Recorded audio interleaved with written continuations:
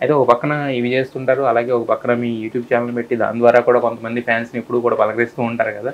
దాంట్లో చూస్తే రీసెంట్‌గా ఒకటేదో వైరల్ చేసినట్టున్నారు బాగా. పెళ్లి మీద మీరు చేసిన కామెంట్స్ అనేవి బాగా వైరల్ అయినాయి కదా! మరి ఆ తర్వాత అక్కడి నుంచి వచ్చిన వాటిలతో మైండ్ సెట్ ఏమన్నా మార్చుకున్నారా? మళ్ళీ రిటార్డ్ ఇచ్చారు. ఫైనల్‌గా ఏమి ఎక్కడ లేదు ఆగింది లేదు. నా అది? పెళ్లి మీద ఉన్నాయి. అదే అంటే I'm not against getting married. But నాకు అదే ఉంది. పెళ్లి చేయాలని ఒక ఏజ్ కి వచ్చింది కాబట్టి పెళ్లి చేయాలని, ఎందుకంటే సొసైటీ ప్రెషర్ యెస్. పెడుతుందని హ్మ్. ఆ మాట అయితే I'm totally against it.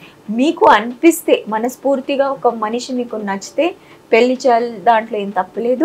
Life ఒకసారి స్టార్ట్ అయ్యాక ఒకవేళ కంటిన్యూ అవుతుంటే కష్టాలు చాలా వస్తున్నాయి అంటే కూడా దాంట్లో విడిపోవడం కూడా తప్పేం లేదు అనేది నాది క్లారిటీగా ఒక హ్మ్.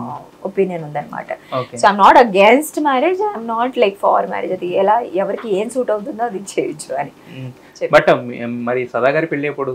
మోస్ట్ ఎందుకు హ్యాపీగా ఉన్నాను, చాలా నాకు కావాల్సింది నేను చేస్తుంటాను. హ్మ్. అసలు నాకు పెళ్ళి అంటే ఎలా చెప్పాలి, నేను చెప్పాను కదా, ఒక మనస్ఫూర్తిగా నచ్చిన వాళ్ళతో చేసి సంతోషంగా హ్యాపీగా ఉండడం దాంట్లో ఏం తప్పులేదు. కానీ అలా నాకు ఎవరు ఇంకా అనిపించలే పెద్దగా. అంటే బట్ నేను అరేంజ్డ్ అన్ని మ్యారేజెస్ అని కూడా చాలా సక్సెస్‌ఫుల్ నాకు, గా ఉంటాయి కదా! కానీ నాకు ఆ కాన్సెప్ట్ ముందు నుంచి తెలీదు. ఇష్టం నా లేదు. Parents have got into love marriage. Yes. So నేను ముందు నుంచి నాకు అరేంజ్ మ్యారేజ్ అనేది అంటే ఒక తెలియని మనిషితో ఒక roof under you share the roof అనేది ఒక నాకు భయం వేస్తుంది. హ్మ్. సో అది కొంతమందికి అది ఓకే, అది చేస్తారు, హ్యాపీగా ఉంటారు, ఓకే. నాకు అది అనిపించదు చూసుకొని. అయితే మరి సదా గారిని ఎప్పుడు మేము జంటగా చూస్తాము?